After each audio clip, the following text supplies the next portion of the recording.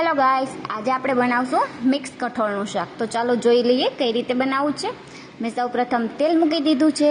એની અંદર 1 ચમચી જીરું અને હિંગ એડ કરી દીધી છે.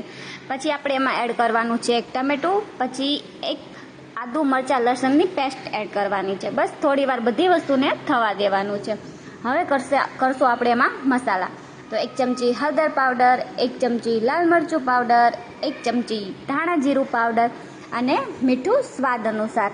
પછી 1 અડધા લીંબુનો રસ આપણે એમાં એડ કરી દેવાનો છે. બસ મસાલાને ધીમા તાપે થવા દેવાના. મસાલા થઈ જાય એટલે આપણે બાફેલા કઠોળ છે તેમાં એડ કરી દેવાના. જો તમને પાણી પસંદ હોય તો નાખજો, હું અત્યારે પાણી નથી નાખતી, સૂકું શાક રાખું છું. તો તૈયાર છે આપણું મિક્સ કઠોળનું શાક. તમને મારી રેસીપી પસંદ આવે તો મારી ચેનલને લાઇક અને સબસ્ક્રાઈબ કરજો. કોમેન્ટ કરીને જરૂરથી કહેજો તમને મારી રેસીપી કેવી લાગે છે. બાય.